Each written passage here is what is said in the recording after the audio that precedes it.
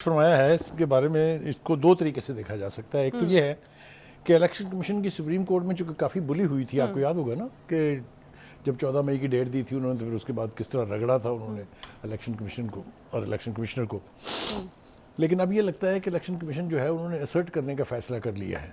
यानी वो लगता यूँ है, जो आज रवैया था डीजी लॉ का वहाँ पर कि जब चीफ जस्टिस साहब ने उनसे पूछा कि इलेक्शन कब करा रहे हैं, तो उसने कहा तो ये जो एक्ट है उसका जवाब देना मुनासिब नहीं समझा। उसने कंधे उचका के और अपनी तरफ से अपना रद्द-ए-अमल जो दिया है।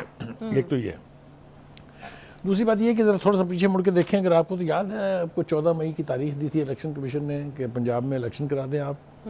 हरचंद के वो थोड़ा सा बाइस्ड फैसला था क्योंकि वो पंजाब के बारे में था, लेकिन केपी के जहाँ भी इलेक्शन होने थे उसके बारे में कोई फैसला नहीं था। बुखारी साहब, इस कंधे उचकाने को सबसे पहले तो मैं ये पूछूंगी कि क्या समझा जाए, मतलब अब इलेक्शन जो हैं वो अब करीब नजर नहीं आ रहे। इसको पंजाबी जुबान में कहते हैं छड्डो जी, छड्डो जी, छड्डो जी को और गल करो। यस, बिल्कुल ठीक आपने कहा है।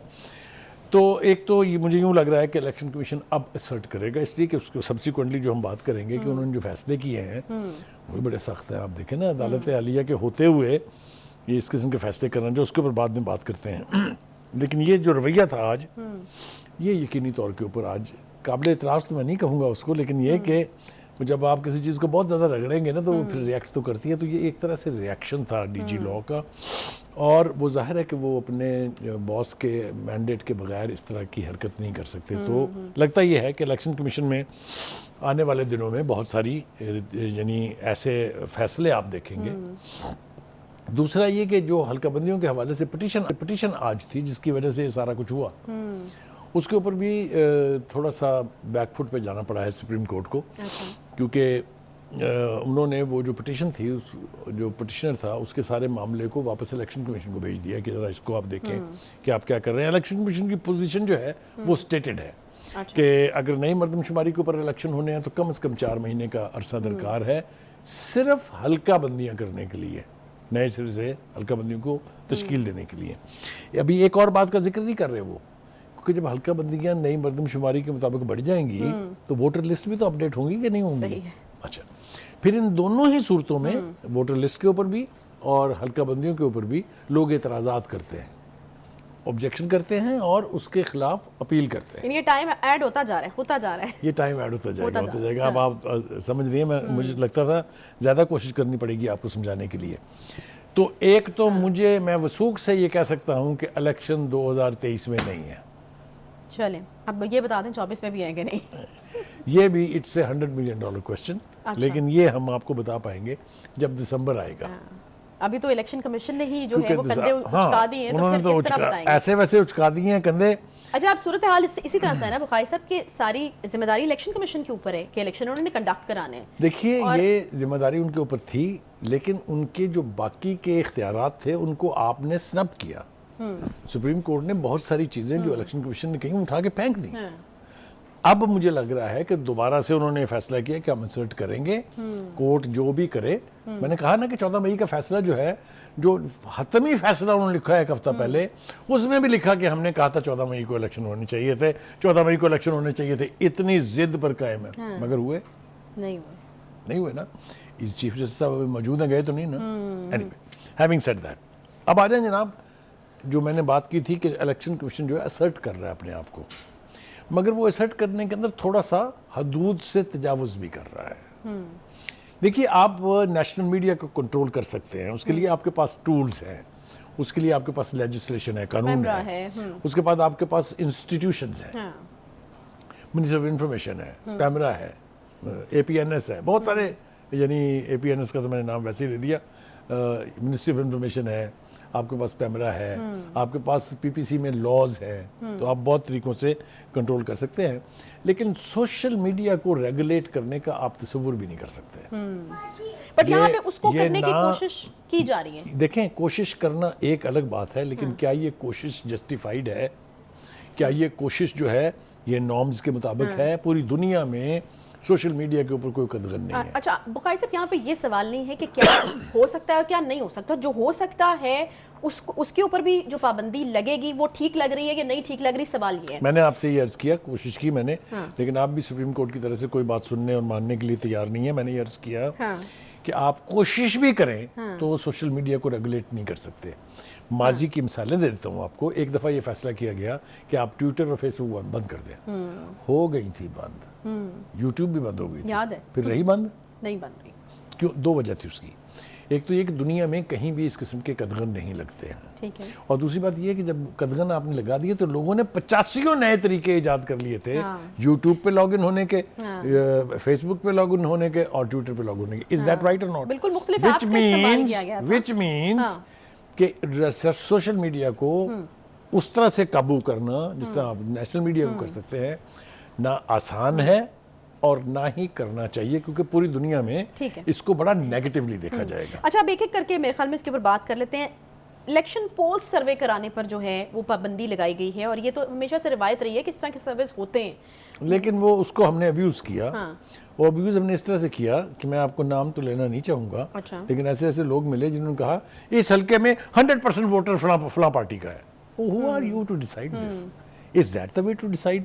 अगर ये इस तरह डिसाइड होना तो फिर इलेक्शन कराने की जरूरत ही नहीं है। अच्छा, मेरी बात समझ नहीं है आपकी? आप नीचे देख रही हैं, मेरी बात नहीं मैं बिल्कुल आपकी बात समझ रही हूँ, लेकिन और भी बहुत सारी चीजें उसमें, अगर एक बंदे ने उसका मिसयूज किया तो आप सबके लिए वो चीज नहीं, रास्ता खुल जाता है ना फिर सबके लिए। फिर जो मर्जी अब किसी एक रिपोर्टर को भेजे, आप समझ रही है ना कैसे भेजा जाता है रिपोर्टर्स को, कि उसकी भी तफसील बताऊँ आपको। भेजे, वो आगे कहे कि जनाब फलां पार्टी इलेक्शन जीत गई है हल्के में, तो इससे माहौल ख़राब होता है, इससे मिसअंडरस्टैंडिंग्स बढ़ती हैं। अच्छा, अब ये जो है कि मीडिया पर वोट डालने से मुतालिक राय की तशहीर की इजाज़त भी नहीं होगी, डिजिटल मीडिया अकाउंट्स पर भी राय की तशहीर पर, तो ये तो बड़ा सफोकेटिंग हो जाएगा। देखिए, मैंने कहा है कि नेशनल मीडिया को आप कर सकते हैं कंट्रोल।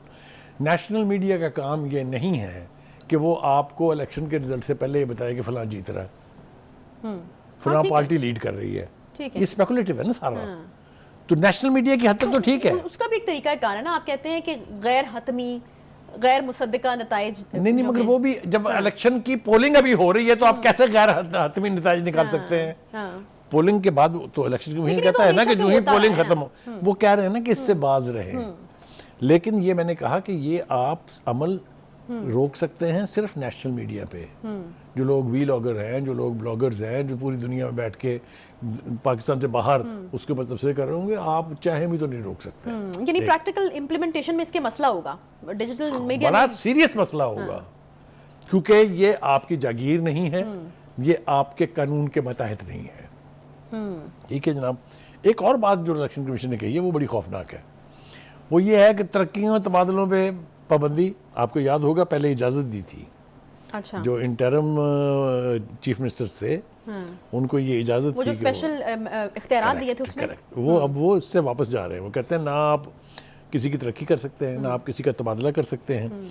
और इससे भी एक बड़ी बात है, वो ये है कि जो तरक्याती स्कीमें हैं वो ना आप लॉन्च कर सकते हैं, ना उसके लिए पैसे दे सकते हैं। And it is right by the book ना, it is according to the constitution, according to the election laws. निगरान हुकूमत के पास ये इख्तियारात होते ही नहीं है। करेक्ट। लेकिन ये कि उसको अब मेरे ख्याल से इलेक्शन कमीशन जो है उसने फैसला किया है कि इसकी पाबंदी कराई जाए। इसीलिए मैं शुरू से ये कह रहा हूँ, जो बात आप नहीं समझ रही हैं वो ये कि इलेक्शन कमीशन मेरे ख्याल से दुम पे खड़ा हो गया है कि बस भाई बहुत लिबर्टी ले ली आप लोगों ने हमारे ऊपर। ख्याल में वो वाली बात है ना कि वो कल भी आपको मिसाल दे रहे थे, मिसाल मेरे ज़हन से निकल गई है, लेकिन आपने कहा ना कि कुछ मौसम होते हैं, कुछ दिन होते हैं कुछ लोगों के, तो इलेक्शन कमीशन का ये मौसम, ये मतलब ये उनके इख्तियारात, उनकी पावरमेंट शो करने का ये टाइम चल रहा है। बिल्कुल ठीक है, ये आपने बिल्कुल ठीक कहा है। दूसरी बात ये है कि इलेक्शन कमीशन को रीएक्टिवेट होना चाहिए, क्योंकि जिम्मेदारी इंटरिम गवर्नमेंट्स की नहीं है इलेक्शन कराना। इलेक्शन कराना इवेंचुअली एंड फाइनली जिम्मेदारी है इलेक्शन कमीशन की। ये फैसिलिटेटर्स हैं, ये इंश्योर करेंगे कि जो इलेक्शन कमीशन कह रहा है उसके ऊपर अमल हो रहा है। तो इस एतबार से अगर आप देखें तो इलेक्शन कमीशन जो है वो स्ट्रेंथन होना चाहिए। हमारे पड़ोस में एक बहुत बड़ी मिसाल है, शंकर साहब होते थे एक इलेक्शन कमिश्नर।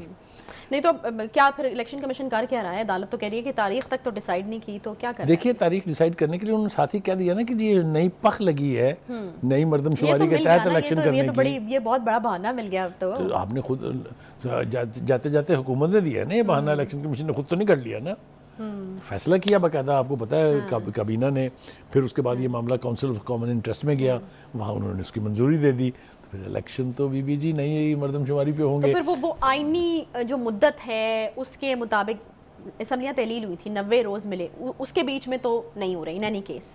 मुझे तो डर ये है कि वो अगले 120 दिन में भी हो वही तो रहा है। आपसे पूछ रही हूँ कि ये भी बता दे 2024 में भी हो रहे हैं कि नहीं हो रहे, लेकिन अब आप उस तरफ जो है वो वो आना नहीं एक चाह रहे अभी। प्रोवर्बियल सेइंग है, we will cross the bridges when they will कम।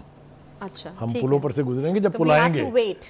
अभी पुल नहीं आए हैं, we have to wait for a while. Okay, ठीक है जी। तो आपको लगता है कि ये जो पाबंदियां लगाई गई हैं इलेक्शन कमीशन इससे पीछे हटेगा, दराग करेगा, अभी जो है वो पीछे हटेगा नहीं, जा रही लेकिन है? इसको रिकंसाइल करना पड़ेगा बहुत सारी करना ज़मीनी पड़ेगा। हकाइक से, हाँ। कि जो चीज़ मुमकिन नहीं है उसका सिर्फ ख्वाब देखा जा सकता है, उसको इम्प्लीमेंट नहीं किया जा सकता। सही है। अच्छा, एक और चीज़ की है जी, इलेक्शन कमीशन ने इदारों में भर्ती होने वाली सियासी शख्सियात की मुलाजमत खत्म करने का हुक्म दिया है, फिर साथ साथ सबको कहा है जी वज़ीर आज़म से लेके नीचे तक सरकारी रिहाइशगाहें खाली की जाएं। मैंने आपसे क्या कहा, यही तो बात मैं शुरू से आपको कहना चाह रहा हूँ कि इलेक्शन कमीशन दुम पे खड़ा है, उसने कहा अब हम अपनी मनवाएंगे। बहुत मान ली हमने अदालत की भी और सियासी जमातों की भी। सियासी जमातें वैसे हुकूमत से फारग हो गई, 13 पार्टियां तो गई ना, पीटीआई का वैसे हाल वही है मेरा और आपका। सही है। अच्छा, पहले जो सुप्रीम कोर्ट की तरफ से कहा गया था बुखारी साहब कि 14 मई को इलेक्शन कराएं, ठीक है, हम आपकी बात मानते हैं कि वो नहीं हो सका। सुप्रीम कोर्ट अभी भी इंटरवीन कर सकती है, जितना टाइम भी है। इलेक्शन में अमेंडमेंट्स हुई हैं, वो हमें याद नहीं रहती ना। कराई जाएं। इलेक्शन में अमेंडमेंट्स हो गई हैं कि सवाए इलेक्शन कमीशन के किसी के पास ये इख्तियार नहीं है कि वो डेट दे इलेक्शन की, not even supreme court mention है उसमें। रिक्वेस्ट भी नहीं कर सकते आके आप करा देना मेरे। असूली तौर पर तो इलेक्शन जो है वो आईनी मुद्दत के अंदर हो जाने चाहिए, लेकिन हमारी हमारी हिस्ट्री जो है पॉलिटिकल वो बड़ी चेकर्ड है, इसलिए यहाँ पर इस तरह की ख्वाहिश तो की जा सकती है, उसको यकीनी नहीं बनाया जा सकता।